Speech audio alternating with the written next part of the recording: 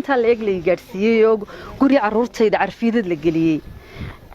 ilaa haddana aan cid igala hadashay iyo cid xoolahayga magi doonto toona aanan garanayn ayaa haddana waxay ii dheertay in xadhig la ila raadsanayo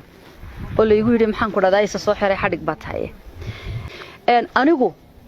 fanaanad Soomaaliyeed baan ahay ummadda Soomaaliyeed baa ii siman haddaad xamar joogto iyo haddaad Jabuuti joogto iyo haddaad Jigjiga joogto iyo haddaad halkan joogto aniga horta shacbiga Soomaaliyeed haddaad tiin waad ii simantiin siyaasi anigu ma ihi siyaasaddiina aniga waxba igama gelin calankan doonaan u heesi karaa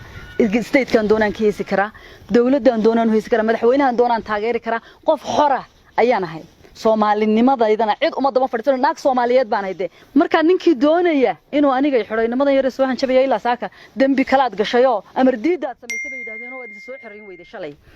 maxaan is xireeyaa xaafadeydii baa bad carfiidad mariseene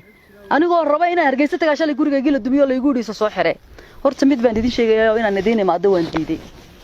anigu kaboora mana tagi maayo ka Hargeysana tagi maayo xaniiyay doontay in aniga inta la ii yimaado la xiro inta xoolahayga la burburiyay xarig la iigu dari maayo calanka Soomaaliyana gurigaygu inuu u dumay Soomaali way ogtahay anna waan ogahay de waxa ka dhigay baaba taas aba ma fahanteen anigu Soomaalinimadayda